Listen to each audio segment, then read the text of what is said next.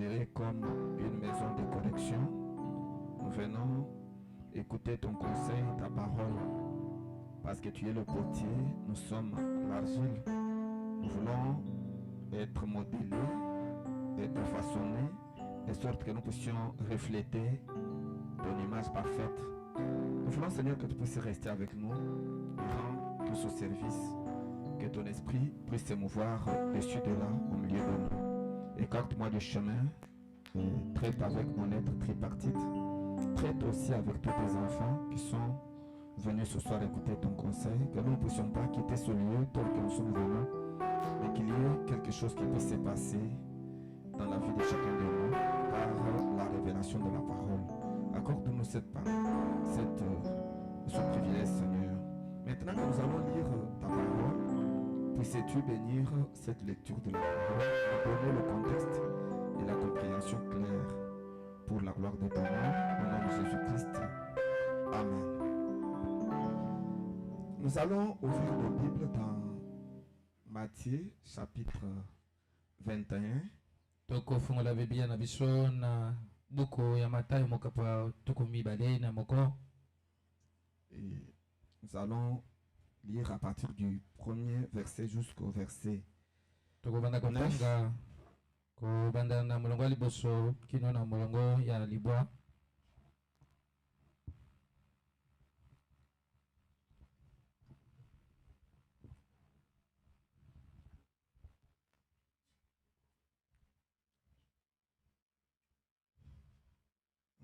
Pour ceux qui sont déjà là, nous allons lire au nom du Seigneur Jésus.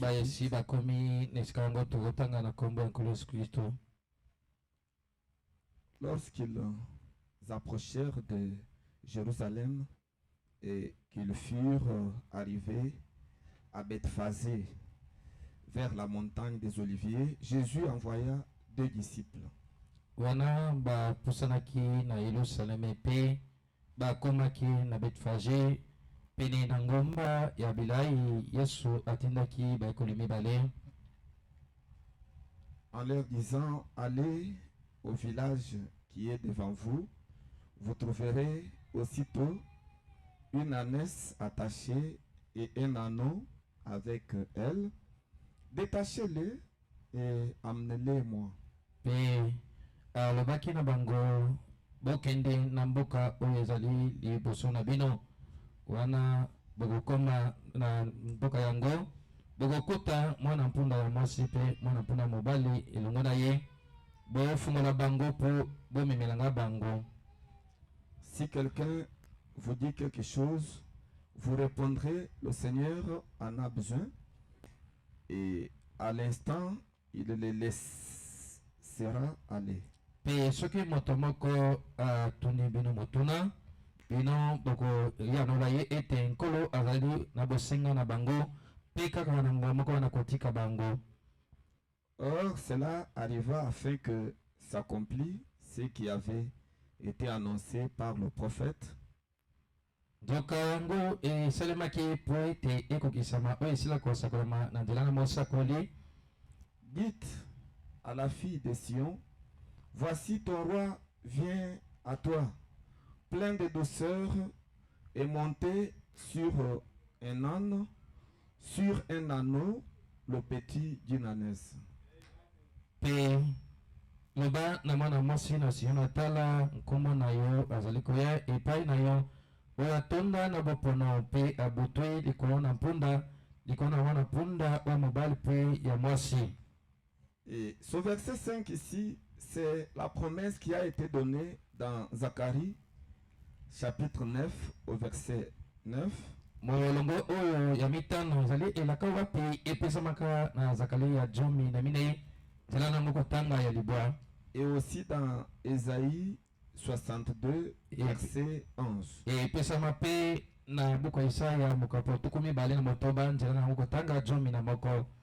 Les disciples allèrent et firent ce que Jésus leur avait ordonné.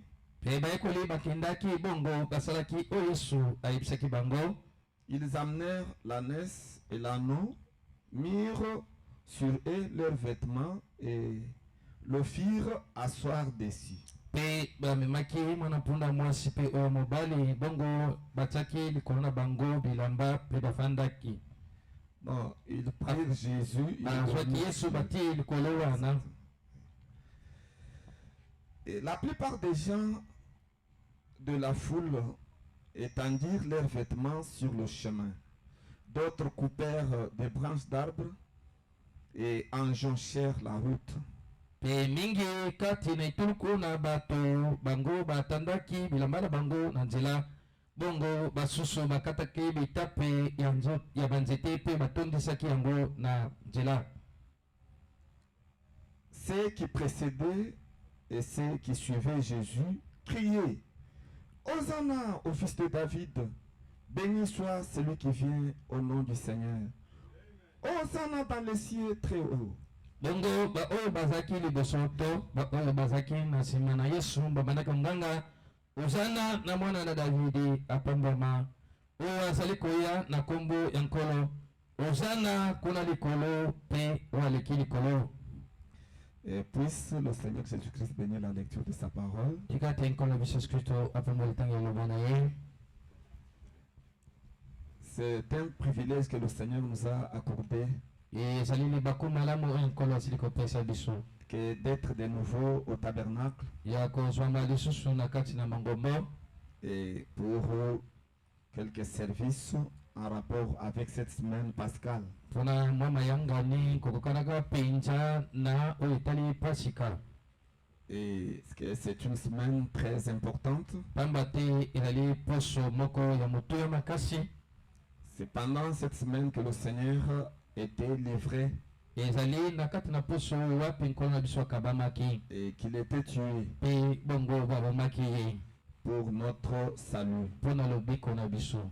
Et cela a commencé par la semaine des Rameaux ou le dimanche des Rameaux. Yango ebandaki na mokolo oyo ya lomingo ya mandalala to poso ya mandalala, qui était caractérisé par l'entrée oyo etalisamaki na bokoti triomphale de Jésus ya elonga ya Yesu dans la ville de na Jérusalem. kati na ngomba oyo ya Yerusalemu. Et c'était la toute dernière semaine ezalaki poso oyo wapene ya suka que Jésus avait sur la terre. oyo Yesu azalaki nango awa na mabele, Et puis il était tué. pe bongo na nsima nango babomaki ye. Maintenant, le prophète montre que c'était un jour fatigant. mosoka liza kotalisa ete ezalaki mokolo moko mpenza bolembo, Et un jour énervant. mokolo moko mpenza ya kanda, Et c'était un jour spécial. pe ezalaki mokolo moko ya bokeseni. Et Jésus était sur le point de descendre à Jérusalem Yesu abelemaki mpona kokita mpenza na Yerusalemi pour participer à la Pâque. po ete akokosangana na pasika, Car c'était là à Jérusalem, pamba te ezalaki kuna na Yerusalemi au temple de Salomon, na tempelo ya Salomona que l'agneau était tué. nde mwana mpate abomamaki, Et le sang était répandu pe bongo makila yango epanzanaki sur le trône de miséricorde likolo na ngwende oyo ya mawa pour faire expiation du peuple. mpona kolimbisa masumu ya libota. Donc chaque jour de Pâques, yango mokolo nyonso oyo ya pasika les gens venaient de partout. bato banda kouta bipai na bipai. N'est-ce pas, frère Junior? eza bongo te ndeko mbala Les gens junior, venaient de partout bato nyonso banda kouta bipai nyonso pour participer à la ete Pâque. basangana mpenza na pasika. Et Jésus-Christ, bongo Yesu Kristo lui aussi, ye mpe lokola s'était préparé amilengelaki pour descendre ete akokokita et aller participer à la Pâque. pe akende kosangana kuna na pasika. Et il venait du village appelé Bethphagée. pe autaki na mboka oyo ebengami Bethphage. Et ce village était au sommet bongo engumba yango ezalaki na songe de la montagne des Oliviers. ya ngomba ya bilai. Voyez, bomoni la montagne qui était plus haut ngomba wapi ezalaki molai mingi koleka que la montagne de Sion, koleka ngomba oyo ya de Siona, la colline de Sion, donkeka oyo ya Siona où était construite epai wapi etongamaki la ville de Jérusalem. engumba oyo ya Yerusalemi. Voyez, bomoni la montagne des Oliviers était plus haut. nango ngomba bilai elekaki molai, Maintenant, la colline sika nkeka de Sion ya Siona était beaucoup plus bas ezalaki pene na mwase mingi. Et c'est sur la colline de Sion qu'était construite la ville de Jérusalem. Voyez-vous? Maintenant, lui venait de ce village appelé Bethphagée. C'est alors qu'il a dit à ses disciples d'aller lui chercher l'anneau et l'âne. Et Frère Branham dit que Jésus regardait Jérusalem quand il se tenait sur la montagne des Oliviers. Il regardait Jérusalem. Et il savait que c'était sa dernière fois, sa dernière visite.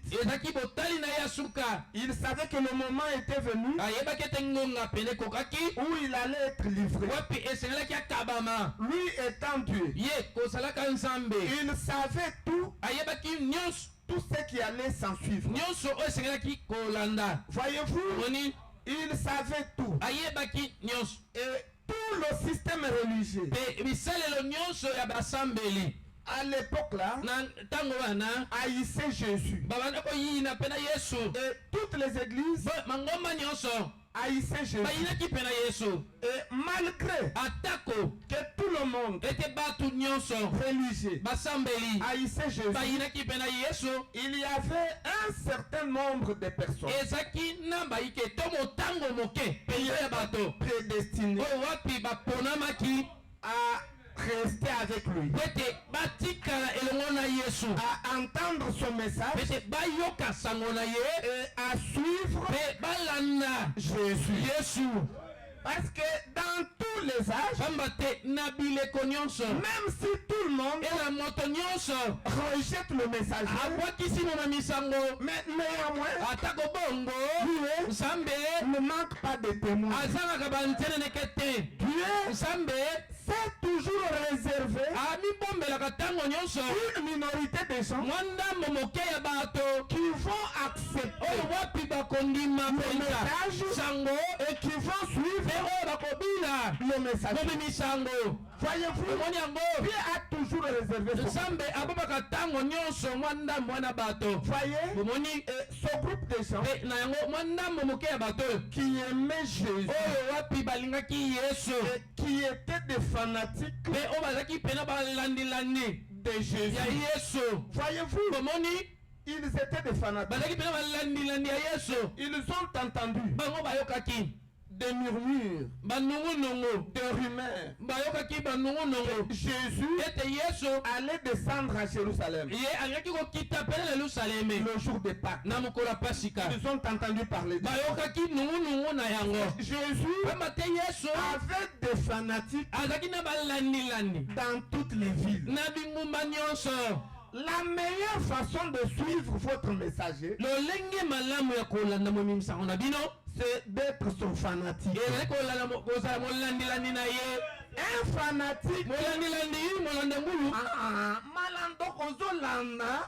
donc on doit tenir compte, il y a un autre côté. Comme les lingalafons, voilà, c'est ça un fanatique. Voyez, Frère Branham dit que les disciples de Jésus suivaient Jésus de manière fanatique. Ils le suivaient comme tel, sans tenir compte de ce qu'il était. Voyez, et même ce soir, la meilleure façon de suivre le messager de l'heure, c'est d'être son fanatique. Écoutez, être fanatique de Branham, c'est un ordre. Parce que Branham est notre messager. Voyez-vous, c'est un ordre. Il ne faut pas l'examiner Oh, je vais le suivre. Seulement s'il va à gauche ou s'il va à droite. Non, ça ce n'est pas être fanatique. Être fanatique, c'est suivre quelqu'un. Il monte, tu montes avec lui. Il descend, tu descends. Il est dans l'erreur, tu es dans l'erreur. Et il sort de l'erreur. C'est ça être fanatique. Et c'est ça la meilleure position des croyants dans un âge donné. Il ne faut pas être en train d'examiner votre message. Qu'est-ce qu'il a fait ici? Non. Écoutez, le prophète d'un âge donné n'a pas d'erreur. Frère Branham dit que les prophètes de Dieu ne commettent pas des erreurs. Parce que s'ils commettent des erreurs, c'est que c'est Dieu lui-même qui a commis ces erreurs. Parce que les prophètes n'ont pas leur propre parole. Ils sont la bouche de Dieu. Quand Dieu pense au ciel, et ils expriment les pensées de Dieu sous forme de la parole. Et tout ce qu'ils commettent comme erreur, ça devient la parole de Dieu. Écoutez, et ce que je vous dis, c'est comme ça. Ça doit devenir la parole de Dieu. Si ça ne devient pas la parole de Dieu, c'est que Dieu deviendra menteur. C'est pourquoi un prophète de Dieu ne commet pas d'erreur. Si vous croyez, dites Amen. Ce n'est pas moi qui le dis. C'est Branham qui déclare dans le message intitulé un homme qui fuit la face de Dieu. Voyez? Est-ce que vous allez accepter ce que Branham dit? Voyez? Et c'était ça. Et il avait des fanatiques. Et à Jérusalem, ils ont entendu que Jésus allait venir pour la Pâque. Et ces gens étaient dans l'expectative, dans l'attente. Ils se bousculaient et ils guettaient de tous côtés. Il va provenir. Voyez? Et il le suivait. Il savait que d'un moment à l'autre, Jésus apparaîtrait. Ils étaient dans un état de veille. Et il courait d'une porte à l'autre pour se renseigner à propos de l'arrivée de Jésus. À cette époque-là, il n'y avait pas de téléphone. Et il savait. Ah, mon ami, on a dit qu'il est déjà à quel niveau? Oh non, moi aussi, j'attends. Et ils étaient comme ça, l'engouement, en train d'attendre l'arrivée de Jésus. Abraham dit qu'il y avait un engouement sans pareil à Jérusalem. Donc les gens étaient sensibilisés. Non, ils étaient sensibilisés à attendre Jésus. Comme si il y a quelqu'un qui avait organisé la campagne. Ils s'entendaient seulement des rumeurs. Voyez, ils étaient sensibilisés dans la ville. Voyez-vous, sensibilisés dans la ville de Jérusalem. Ils étaient en train d'attendre que Jésus vienne. Maintenant, de l'autre côté, Jésus s'est préparé Yesu amanako milengela. à descendre. Pwete akita. Parce que Poete. Dieu a toujours travaillé Nzambe asaka tango nyonso. au début du fil. Na bangambo nyonso mbali asinga. Voyez? Moni. D'un côté, Nangamo moko. il envoie un messager. Atini mo mimisango. Et de l'autre côté, Nangamo mosusu. il prédestine Ye abongisi les gens qui doivent recevoir ce messager. bayamba mo mimisango ngo. Dieu travaille toujours Nzambe asaka tango nyonso de deux côtés. na bangambo mibale.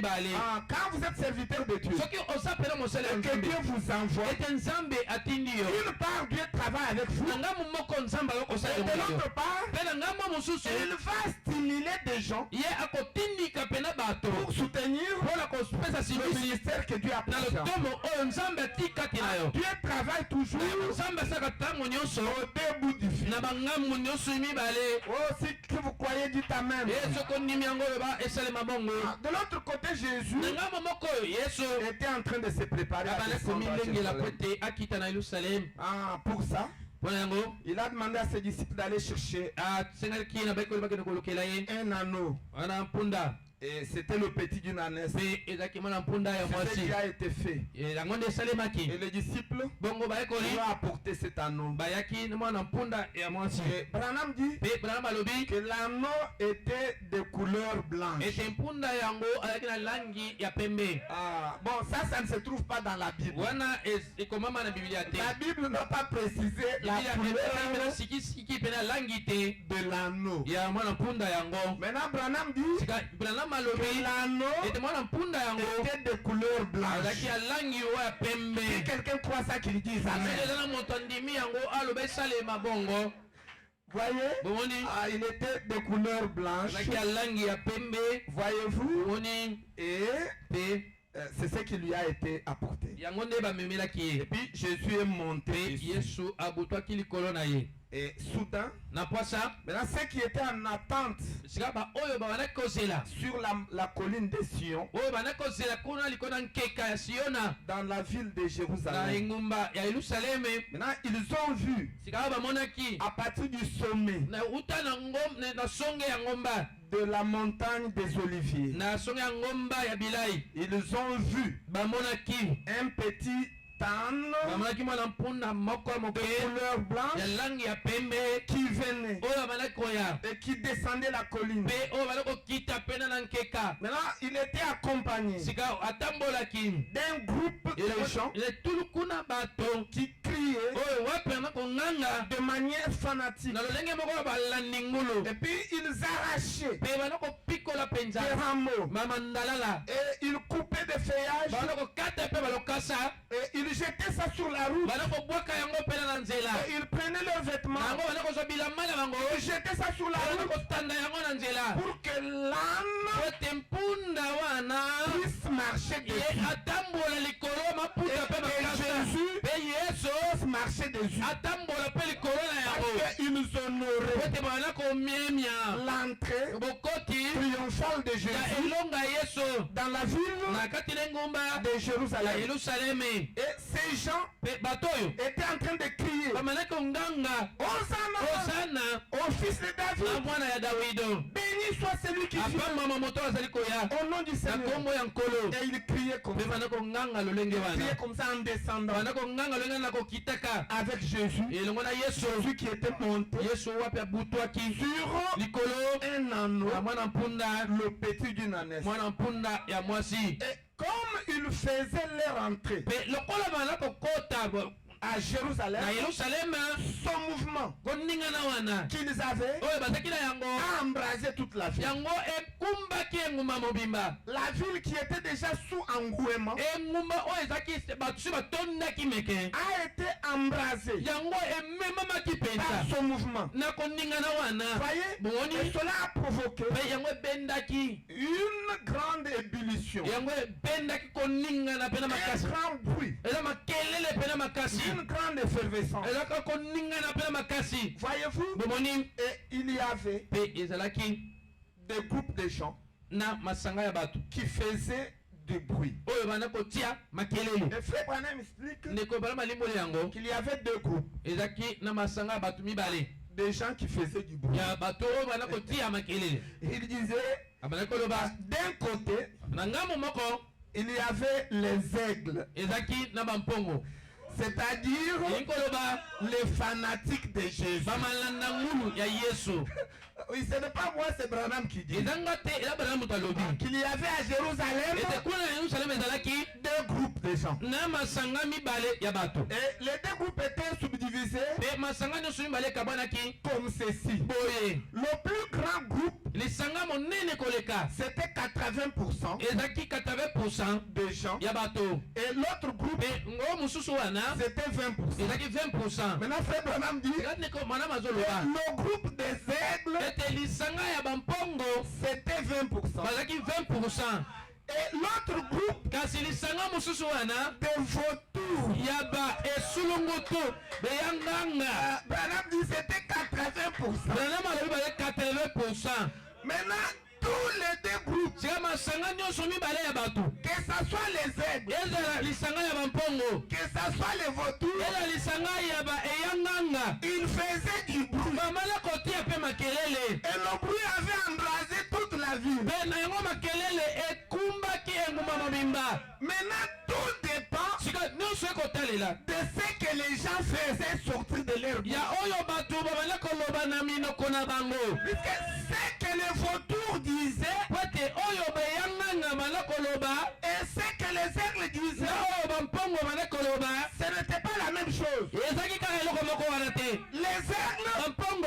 avaient leur langage et ils avaient les cris. Ils poussaient, tandis que les vautours avaient aussi leur langage. Ils avaient leur cris. Mais tout ça, ça faisait du bruit dans la ville de Jérusalem. Voyez, Frère Branham dit, qu'est-ce que les aigles disaient?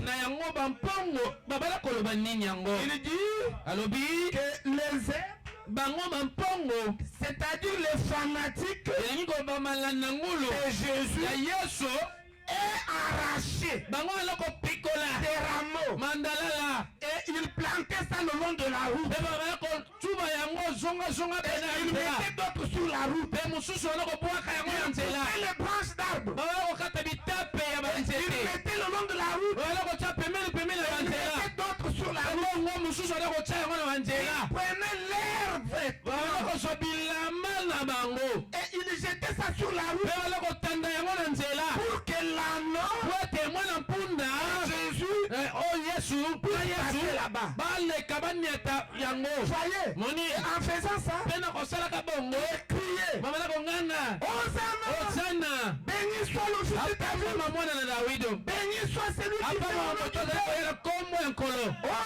Hosanna, gloire à Dieu, béni soit le fils de David, béni soit celui qui fait ça, c'était des aigles. Voyez, c'est comme ça. Et crier. Maintenant, Frère Branham dit, par contre, de l'autre côté, c'était des vautours. Des vautours, c'est-à-dire ceux qui étaient contre Jésus. Sachez que si vous êtes contre Jésus,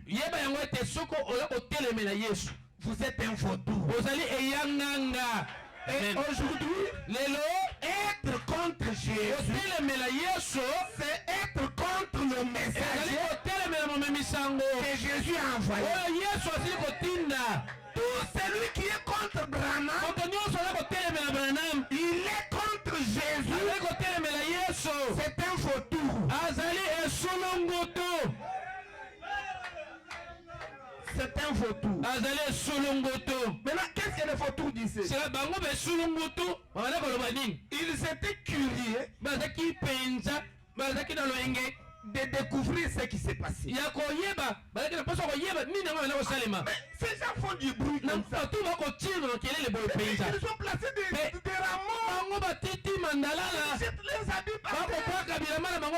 Qu'est-ce qui ne va pas? Maintenant, ils venaient auprès des fanatiques de Jésus. Et il leur posait des questions. Qui est celui-ci? Nani yango oyo? Donc, moto, La personne ici. Bozo tient là-bas. Pour qui vous mettez tous vos habits ici? Il est qui? Qui est celui-ci? Nani yango oyo? Et il posait l'autre question. Pero notre moto mususu. Quelle est cette attraction Kobende na nini yango oyo boye? sur la montagne de Sion? Likolo ya ngomba ya Siona.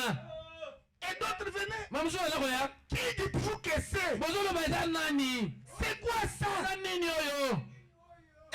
Et d'autres venaient, ils disaient, Mamusu baloko ya kolobaka. faites beaucoup de bruit. Sa makelele penze bele.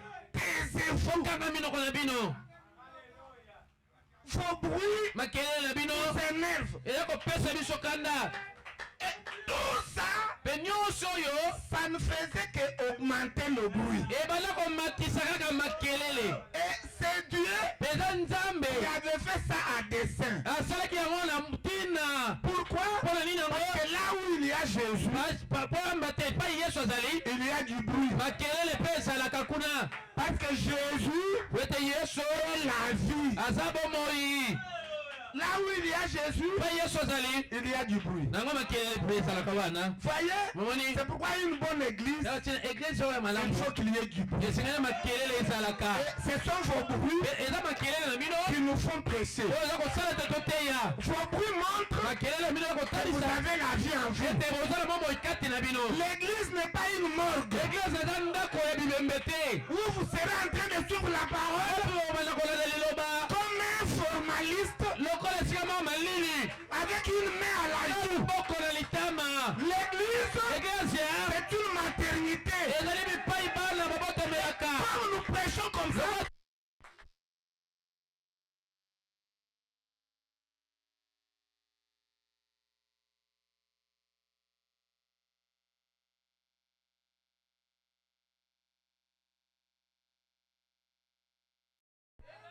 bibembe te.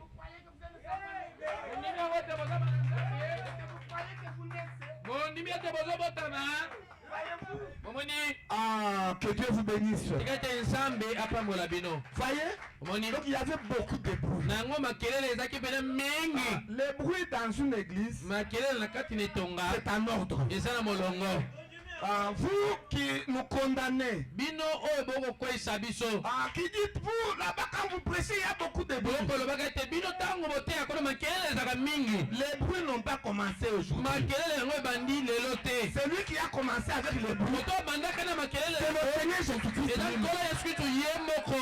Ce n'est pas nous. Eza biso ngali te. Et nous ne faisons que le suivre. Biso tokolanda kaka yesu. C'est lui Ete qui ye aimait le bruit. alingaki makelele Et mingi. quand Branham est venu, Ntango Branham ayaki, Branham a aussi aimé le Branham bruit. mpe alingaki makelele yango. Et comme nous suivons Branham, Loko tokolanda Branham, nous avons aussi besoin de vos oza bruits. mpe na bosenga toposa makelele na C'est ce qui bino. nous fait presser. Yango eza kosala ete toteya. Que Dieu vous bénisse. Ete nzambe apambola bino. C'est tout simplement merveilleux. Ezali bobele malamu mingi. Voyez? Moni, Et ils étaient là. mpe bazaki wana. Maintenant, le prophète pose la question. Sika mosakoli azotuna motuna. Maintenant, le prophète pose la question. Mosakoli azotuna motuna. Dans la prédication, quelle est cette attraction sur la montagne? Na liteya oyo koningana nini to kopenda na nini wana likolo na ngomba. C'est prêché en 1965. Yango eteyamaki na mbokoto moko kamba libwa tuku motoba na mitano. C'était le 25 juillet. Ezaki mokolo ya tuku mibale na mitano sanza na sambo. Le 25 juillet. Mokolo ya tuku mibale na mitano sanza ya sambo. Et nous pouvons commencer à partir du paragraphe 46. Kobanda kotanga wuto neti na sango tuku minene na motoba. Et le prophète pose la question. Pe mosakoli azotuna motuna. Que faisait alors Dieu Nango nzambe amanda kosala nini? avec tout ce qu'il fait, que Jésus était en train d'accomplir? Na onyonso Yesu abanda kokisa.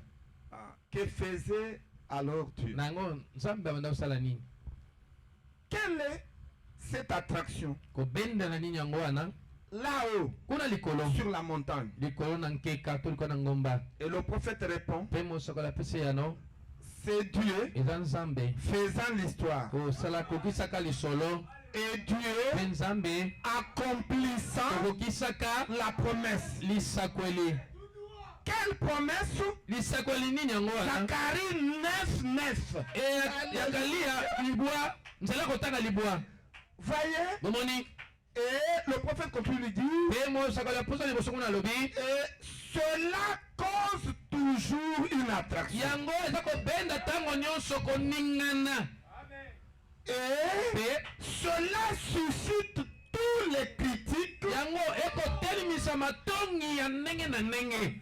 Voyez, Bomoni. quand Dieu accomplit Tango nzambe azako kokisa. ses promesses, Dilakala ye. cela suscite toujours Yango ezo elamuisaka tango nyonso des critiques. balelenge ebele ya matongi. Parce que les gens aiment Pamba te bato balingaka. quand les promesses Na tango na elaka. sont dans le futur. Tango elaka eza na mikolo ekoya. Ou encore, To lisusu. quand les promesses Wana bilaka. sont déjà passées. Wana ese salema. Mais quand Dieu Kasi tango nzambe est en train azali. d'accomplir sa promesse, Kokokisa elaka na ye. les gens aiment critiquer. Bato balinga kotonga koloba mabe. Et ils n'aiment pas croire. Pe balinga kondima yango te. Oh. Et Et cela suscite pe yango ebenda to elamusaka. tous les critiques. Bamatongi nyonso. Alléluia. Amen. Maintenant, écoutez ce que Branham dit. Yaboka o Branham alobi. Les vautours. Bayanganga. Et il dit Pe bongo alobi. du message de ce matin. Ya sango ya poko lelo. Donc les vautours, Nango bayanganga. ils critiquent le message. Oyo batonga kato balaba mabe ya sango. Voyez, Moni. quand vous rencontrerez une personne Tango kokutana na moto. en train de critiquer le message de Branham, Olobaka mabe ya sango ya Branham. comprenez, Yeba mbala moko. c'est un vautour. Azali eyanganga. C'est ça le nom que Branham a donné Yango na kombo Branham apesa. à cette catégorie de gens. Ya lisanga ya lolenge wana ya bato. Vous savez, William Branham est notre dictionnaire. Webi Branham azali molimbole ya maloba na biso. Et nous découvrons beaucoup de mots. Toko kukola maloba ebele. C'est grâce à William. Eza na tina ya William Marion Branham. Écoutez, il dit Boka alobi les vautours eyanganga. et les aigles aussi. Na bampongo pe lokola. Voyez-vous? Domoni Et ils se rassemblent pe bakosangana. pour découvrir Pona koyeba ce qui se passe. ozo salema. Et certains viennent Pe baike bakoya. par curiosité Na pete bakoyeba. et d'autres viennent Bo mususu bakoya. pour trouver des fautes. Pete bakokukula to bamona mabunga. Vous savez, dans ce message, Boyebi na kati ya sango yo. il y a tout. Nyonso ezali. Ah, il y en a qui viennent Ezala ba oyo bayaka. par curiosité. Pete bakoyeba. Mais c'est Branham. Sango Branham. Qui est Branham? Branham maza nani? Un Américain. Mutana Amerika. Je vais écouter un peu. Na kiko yoka na mamuke. Donc il vient par Aye kaka na nzela. curiosité. Pete akokoyeba. Il veut savoir Alinga yeba. c'est que le message. Sango yango eza nini? Voyez-vous? Oni Et d'autres viennent bongo ba mususu bakoya. pour Pona trouver des fautes. bakokokukola mabunga.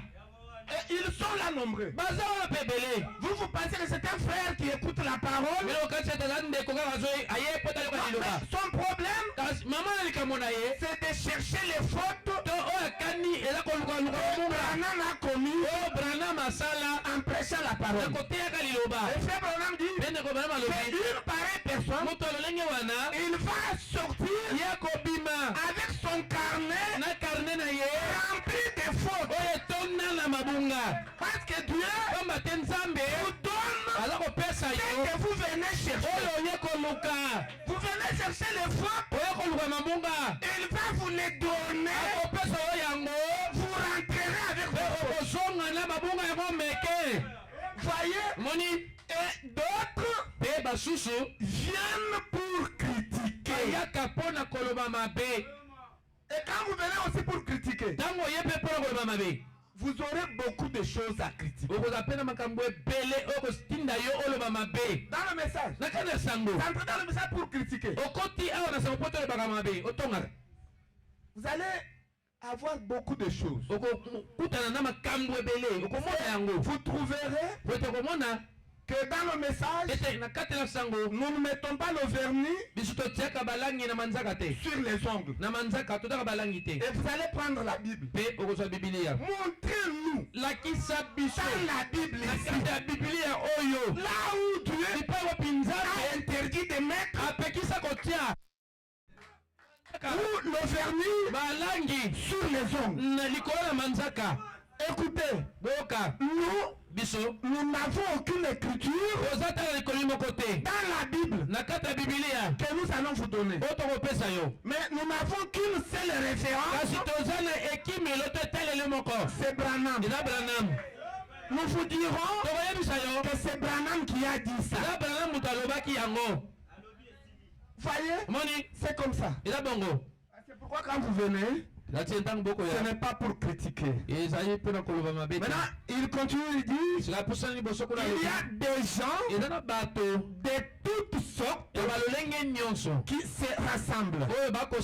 Comme nous l'avons dit ce matin, il y a les croyants, il y a les soi-disant croyants, et il y a les incroyants. Qu'y a-t-il sur la montagne? La prophétie s'accomplit. Et il dit maintenant, nous allons voir ce qui se passe. Oh, est-ce que vous aimez la parole? Maintenant, le paragraphe 48, il dit maintenant, 48. Maintenant, qu'est-ce qui n'allait pas avec ces scribes? Voyez, c'est religieux de ce temps-là.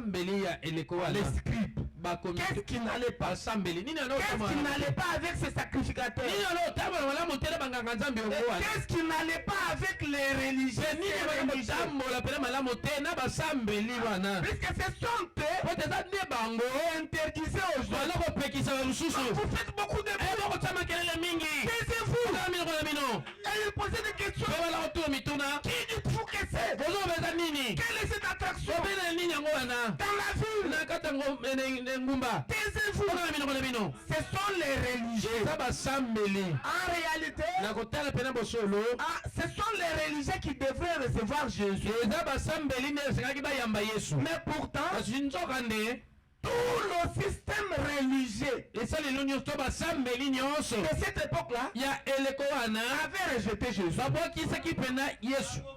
C'est un petit groupe qui l'a vécu et qui n'était même pas de religieux. Maintenant, le prophète continue de dire, ceci avait été écrit par un prophète confirmé. C'était l'accomplissement de la promesse. Une promesse qui a été écrite par un prophète confirmé. C'était quel prophète? C'était Zacharie qui a écrit 487 ans avant que cela n'arrive. Et la promesse était déjà là. C'était mis sous forme écrite. Et c'était sous forme de la Bible. Voyez les rouleaux de l'Ancien Testament. En tout cas, en fait, c'était la Bible. Voyez-vous, sous forme de rouleaux. Mais pourquoi les religieux ne découvraient pas que la promesse était en train de s'accomplir? Voyez, pourquoi ne pouvaient-ils pas voir que c'était la prophétie qui s'accomplissait? Et ne voyez pas ça. Et Frère Branham continue. Il dit, c'est pour la même raison qu'ils ne peuvent pas voir cela aujourd'hui. Voyez, aujourd'hui, les religieux ne ne voient pas ce que Jésus a accompli dans Branham. Ils ne voient pas. Et ils nous posent des questions. Pour les Branhamistes, qu'est-ce que vous voulez dire de votre monsieur là? Dites-vous que c'est quoi ça? Qui est celui-ci? Quelle est cette attraction dans le message? Vous dites des choses que nous ne comprenons pas. Et vous vantez votre monsieur là. Écoutez mes frères, vanter Branham n'est pas un péché. Parce que quand Jésus est entré à Jérusalem, il était monté sur un anneau, le petit anneau. En réalité, c'est lui qui marchait sur les temps. Ce n'était pas Jésus. Jésus était au-dessus. C'est lui qui marchait sur les pagnes. C'était l'anneau, le petit d'une année. Il marchait avec fier. Pendant que les gens secouaient le rameau. Pendant qu'ils mettaient les rameaux. Le même honneur que Jésus recevait, l'anneau aussi recevait ça. C'est inévitable. Le même honneur. Si quelqu'un fait ça, Jésus reçoit et l'anneau aussi reçoit. Pourquoi? Parce que Jésus est monté sur son anneau. Et Jésus n'est pas jaloux de l'anneau. Pour dire toi l'anneau, pourquoi tu as piétiné le palme? Le palme c'est pour moi. Non, Jésus était d'accord avec son anneau. Et l'anneau marchait sur les palmes.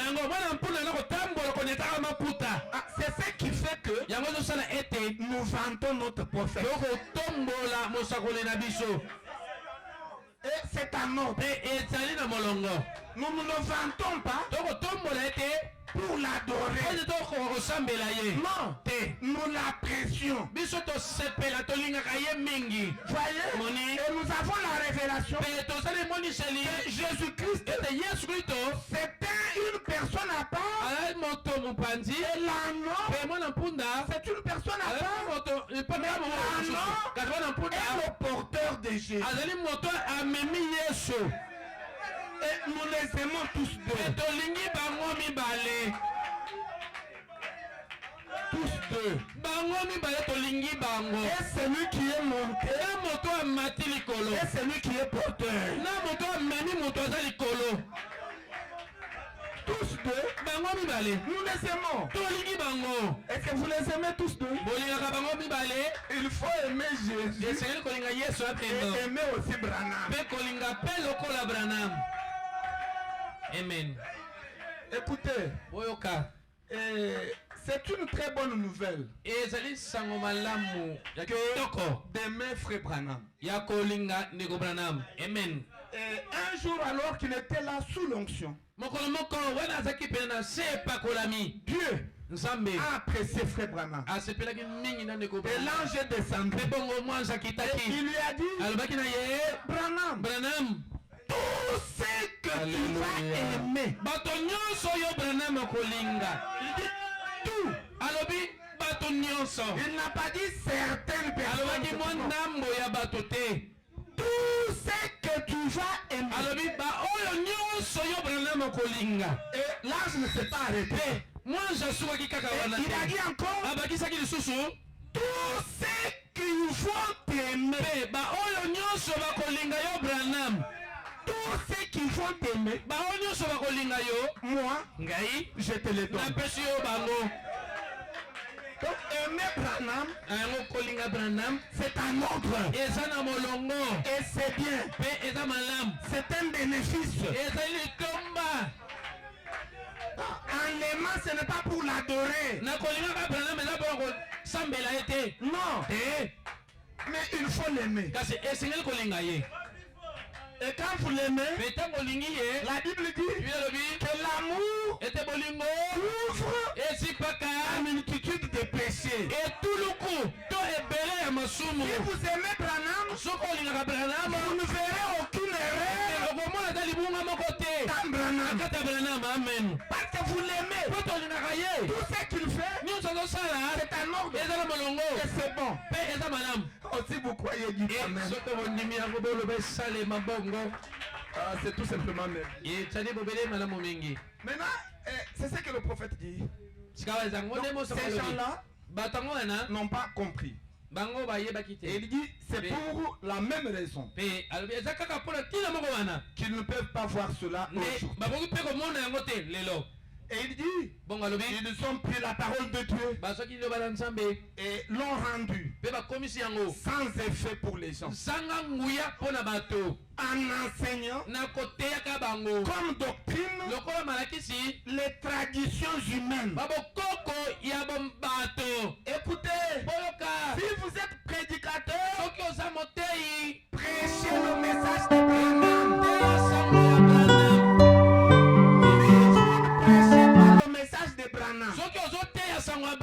Et que vous prenez la Bible pour commencer à prêcher la Bible de votre manière, on appelle ça tradition humaine. Vous voyez, aujourd'hui, tout vrai prédicateur doit prêcher le message de Branham. On ne peut pas prendre la Bible et puis comment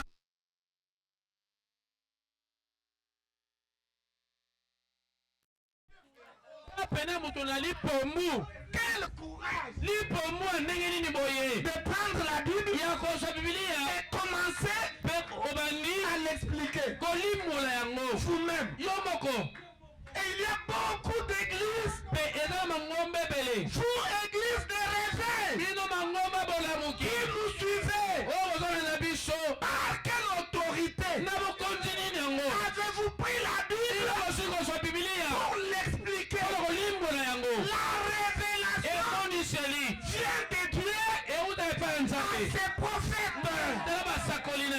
Puisque les prophètes, ce sont eux qui interprètent la parole de Dieu dans leur vie. Et qui êtes-vous pour prendre la Bible et l'expliquer? Ça, ce sont les traditions humaines. Ce qu'il faut faire, prêcher le message. Le message, c'est la Bible interprétée. Ça, c'est la forêt des prophètes. Mais ça, c'est notre message à nous. Si vous croyez, dites Amen. Voyez? Mais malheureusement, même dans le message, il y a des prédicateurs plombiers. Des prédicateurs plombiers. Écoutez, Branham dit qu'il n'a pas besoin de plombiers. Il dit, si vous voulez être un prédicateur plombier, allez chez les baptistes. Nous, dans le message, nous avons besoin des prédicateurs électriciens. Prédicateurs électriciens qui prennent le message pour faire passer le courant. Pas ceux qui prennent la Bible pour donner leur propre interprétation. Vous voyez, c'est ce qui tue les gens. La vie est dans le message. Si quelqu'un croit ça, qu'il dise Amen. Et souvent, ce que les gens détestent, c'est que quand ils voient que vous prêchez le message, le message vous conduit vers quelqu'un. Ça vous conduit à suivre quelqu'un. Mais là, les prédicateurs n'aiment pas ça. Ils disent aux gens, croyez Dieu. Il est invisible. Vous êtes sauvés. Oh, qui vous a dit ça? Écoutez, en matière de la vie éternelle, pour que l'âme, il faut toujours suivre quelqu'un. Amen. Bon, ce n'est pas moi. Bon, je vais lire quand même ça. Vous aimez la parole de Dieu? Je vais lire ça. Je vais lire ça. C'est dans la prédication intitulée Viens, suis-moi. Viens, suis-moi. C'était prêché en 63. Le 1er juin. Après l'ouverture des sceaux. Est-ce que vous aimez la parole? Vous aimez la parole? Et frère Branham, nous allons lire à partir du paragraphe 14. Mais le paragraphe 14, nous commençons par là où il dit, je pense que... Il a lu d'abord l'écriture du jeune homme russe. Maintenant, frère Branham prend la parole. Après ça, il dit ceci. Il dit, je pense que l'expression viens, suis-moi serait le meilleur conseil que je pourrais donner.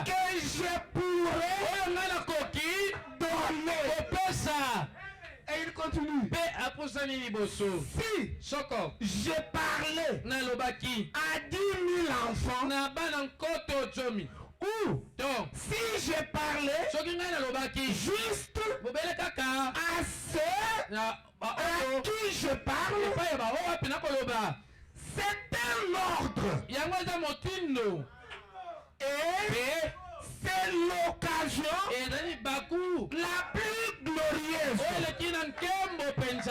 Je pense qui est jamais été offerte à quelqu'un. Et spécialement à une jeune personne. Quelle opportunité? Suis-moi. Là, le prophète continue. Paragraphe 15. Est-ce que vous allez aimer Branham? Qu'est-ce qu'il dit? Il dit ceci. Vous aurez toujours à suivre quelqu'un. Alléluia. Ah, nous répétons ça. Est-ce que voulez-vous que nous répétions? Rejoins la bande. Branham dit, vous aurez toujours à suivre quelqu'un. Écoutez, la vie éternelle ne viendra pas d'en haut. Non. En ce qui concerne la vie éternelle, vous aurez toujours à suivre quelqu'un. Est-ce que vous aimez la parole? Le prophète continue, lui dit, vous pouvez vous en souvenir. Branham dit, souvenez-vous que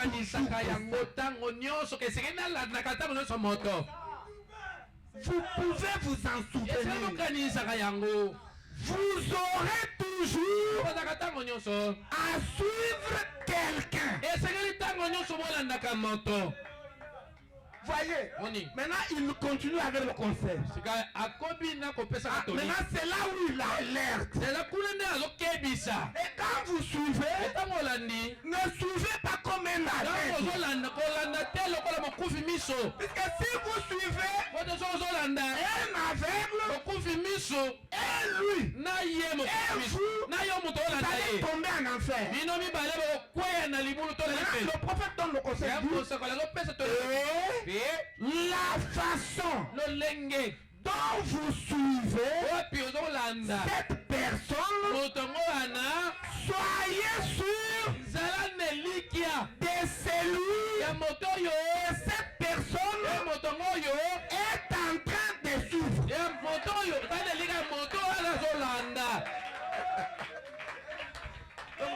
Ne suivez pas comme un aveugle.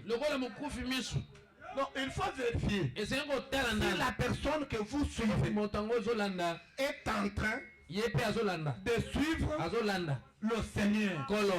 Et pour être prudent, la personne que nous devrons suivre dans cet âge, même aveuglément,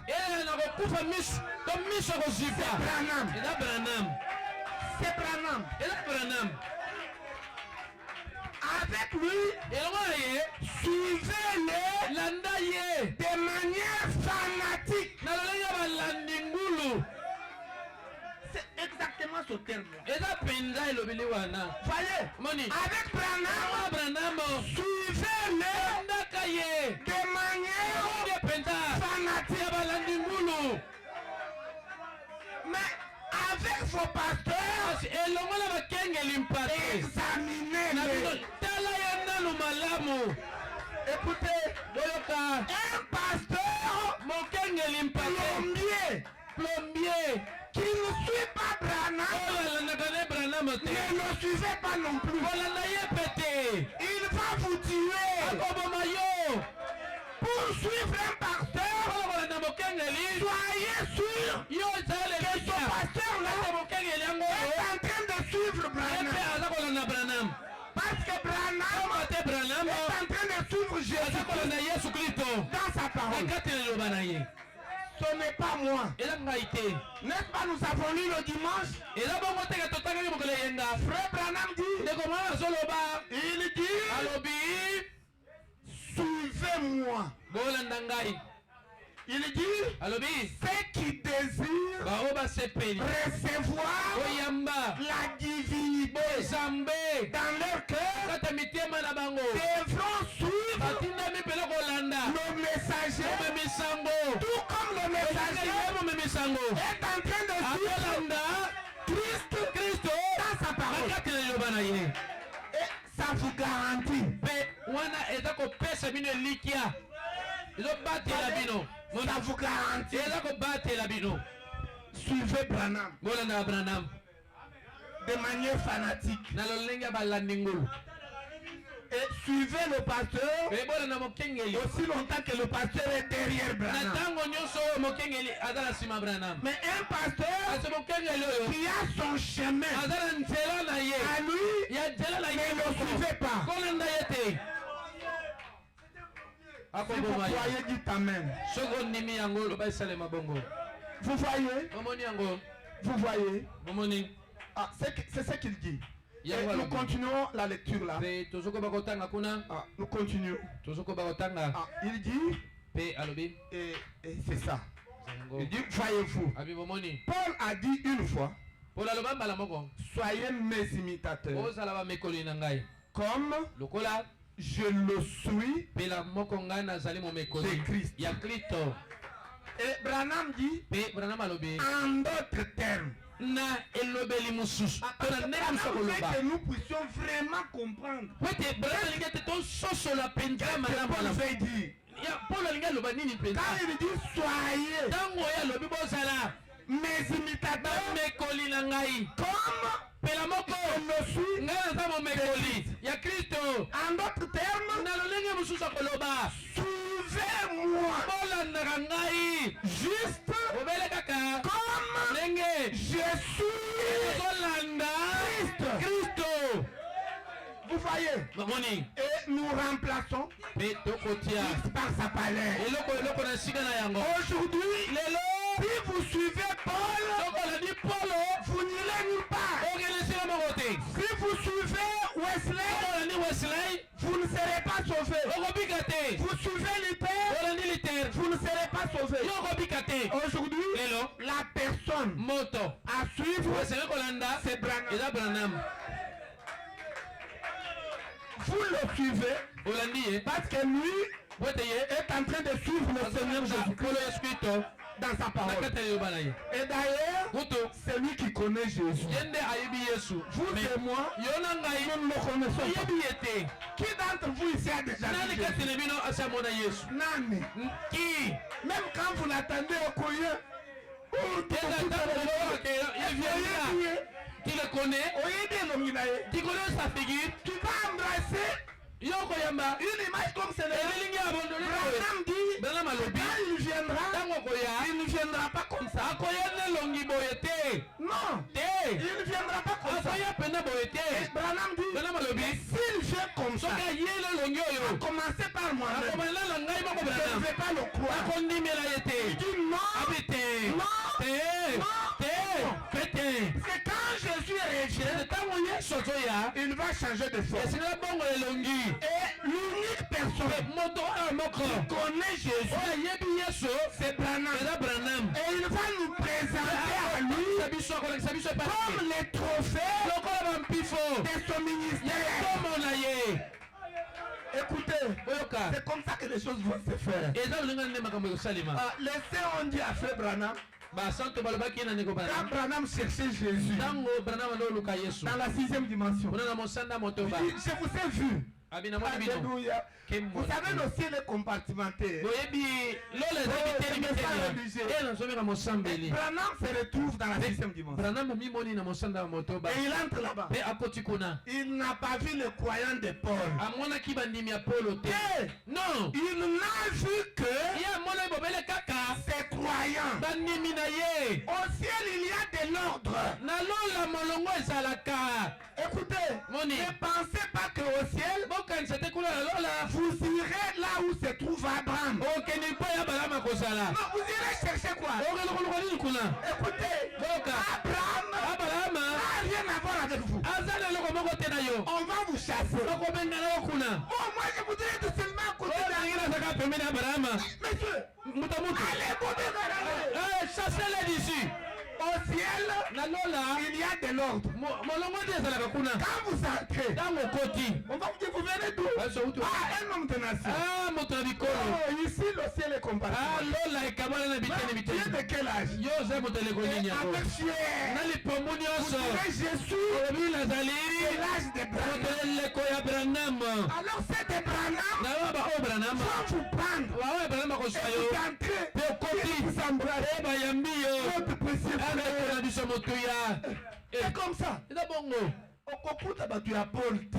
qui ne va pas voir les gens de Paul. Ils sont avec Paul. baza na Polo C'est d'Irénée. oyo Irene Ils sont avec Irénée. baza na Irene na bango. Au ciel, il y a de l'ordre. kuna lelo molongo nde ezalaka. Maintenant, quand Branham est arrivé là, ntango Branham akomaki kuna maintenant, il a dit, je vous ai vu. alobi namoni bino Ah, basanzi. je suis très content. naza pene esengo mingi Maintenant, sikawa il leur a dit, alobi na bango mais maintenant, où est Jésus? sika Yesu aza Et wapi. j'ai prêché. o ngai na toute teyi mpe na mibu Seigneur, nyonso beaucoup mon nayebe Seigneur. mingi nkolo na ngai Où est-ce qu'il est? aza wapi yango. Et les saints mpe basanto lui ont dit, bayebisi ye écoute, yoka ne cherche pas d'abord Jésus. koluka Viens nano t'asseoir Yesu ici. te yaka kofanana nao. Et ils ont fait un mpe podium là. basalaki etumbelo moko Viens t'asseoir ici. ya kofanda likolo na etumbelo awa. Il était sur le podium. Mpe bati ye likolo na etumbelo Maintenant, eux tous mpe yango nyonso étaient en bas. batikalaki baki na se.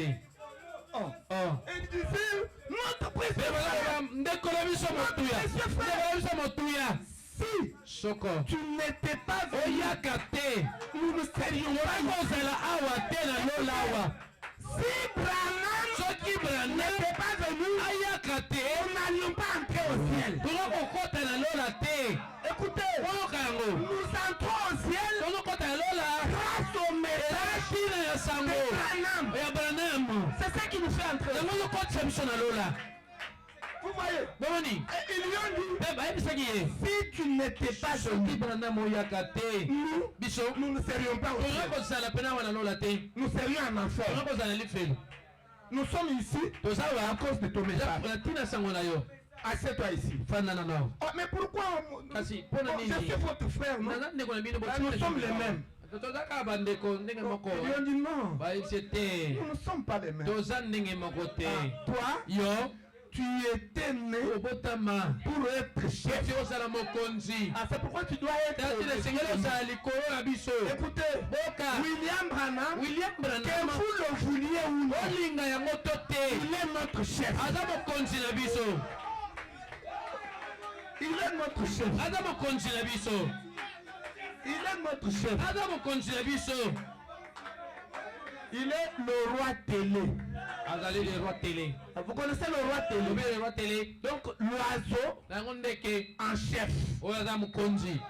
L'oiseau qui est le chef de tous les oiseaux. Ndeke oyo azaka mokonzi ya On bandeke appelle nyonso. ça roi télé. Balangaka ye roi télé. C'est ça, Branham. Ye wana Branham. Et on a dit non, toi tu as été né pour être Yo chef. obotamaki mpo ete ozala mokonzi.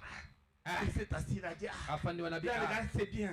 Mais où est mon Kasi Seigneur? nkolo na ngai yesu aza wapi? Parce que Jésus Po ete yesu était plus haut. azali likolo makasi. Ils lui ont dit, Bayebisi ye Jésus-Christ yesu kristo est plus haut. azali likolo makasi. Même nous, eza biso nous ne le voyons pas. tomonaka ye te. Il est plus haut. azali likolo mingi mpenza. Et il viendra. kasi akoya. Quand il viendra, ntango akoya il viendra aboya d'abord nano à toi. epai na yo. Epona yawe ezozomeka mosambeli Peuple de Dieu. libota ya nzambe. Quand Jésus ntango reviendra, yesu akozonga il viendra oya d'abord nano à Branham. na Branham.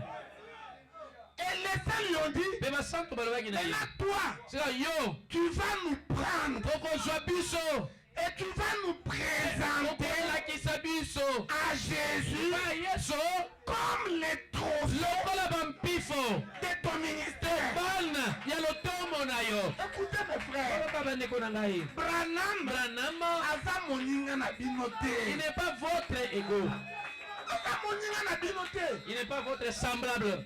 Comme d'autres personnes prennent même la colonne de feu. lokola ils ozo mettent sur leur bazolakisa tête. moto eza lokola lipa bati likolo mitu na bango Comme le pain Cofadis. lokola lipa ya kovadisa Regardez, moi j'ai aussi la colonne de mpe feu likonzi na comme moto na ngai lokola Branham aza moninga na bino Branham te. n'est pas semblable à toi. Quand Jésus ntango viendra, yesu akoya il viendra d'abord nani à lui. na ye C'est lui qui connaît Jésus. yende ayebi yesu Et ensuite, mpe na nsima nango il va nous prendre maintenant nous akozwa biso et nous présenter mpe kotalisa biso à Jésus mpa yesu comme les trophées lokola bana to mpifo de son ministère. ya lotomo na ye. Vous voyez? momoni Et il n'y a pas de conflit. na yango kozanga boyokana ezali Jésus te na kati ya yesu et Branham. na Branham Non. te. Jésus yesu est la parole. aza liloba Et Branham, Branham c'est l'agneau. azali mwana mpunda Le petit d'une ânesse mpunda ya mwasi qui est porteur aza momemi to la mokufi parole ya liloba pour l'introduire okotisa dans yango les cœurs des na kati ya croyants. mitema bandimokema na kolo nazomeka Je mosapeli me sens bien. e nazomeka mpe na Il malamu n'y a pas de conflit. kozanga boyokana yali te. Moto na moto chacun azana musala na a ye. son travail à faire. Le travail de Jésus, mosala yesu c'est le travail de Jésus. eza mosala yesu Et le travail de Branham, mosala Branham c'est le travail de eza Branham. mosala Branham Et il travaille mpe basalaka en partenariat. na boyokani na boninga ya mosala. Branham prononce la parole alobi liloba et Jésus mpe yesu accomplit cette parole. akokisi liloba yango. Maintenant, vous allez créer le conflit. yo kokela kozanga boyokani Ok, il faut créer un conflit entre tu crées le rando l'anneau Et c'est lui qui est au dessus. Comment toi tu permets que l'anneau puisse marcher? Et toi l'anneau, tu ne trouves pas qu'il pèse? Il pèse. Tu peux le projeter là-bas. Tu ne trouves pas qu'il pèse sur toi? Non. Laissez-le travailler ensemble. Et Jésus-Christ est la parole. Et William Branham, c'est le petit porteur de la parole.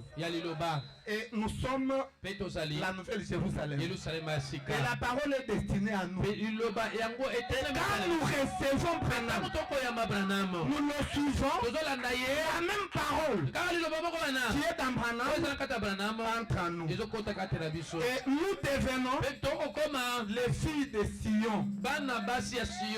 Et les fils de Sion. Et nous crions. Terrement, amen.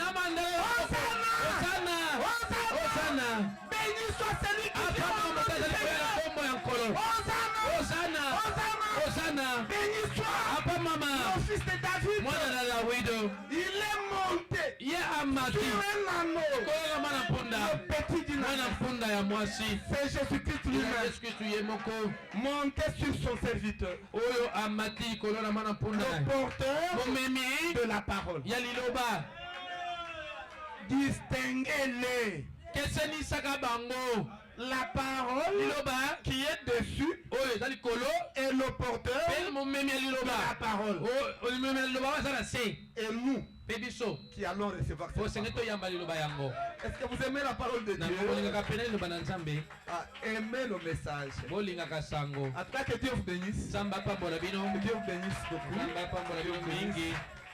Que Dieu vous bénisse. Nous allons continuer le vendredi. Nous allons continuer. Nous n'avons même pas fait 50% de ce que j'avais prévu. Nous n'avons lu que deux écritures. L'écriture du début et l'écriture de la fin. Je ne croyais même pas que j'allais la lire. Mais les écritures qui sont au milieu là, nous n'avons pas lu. Mais je crois que le vendredi, le Seigneur fera sa particularité. Mais pour ce soir, que Dieu vous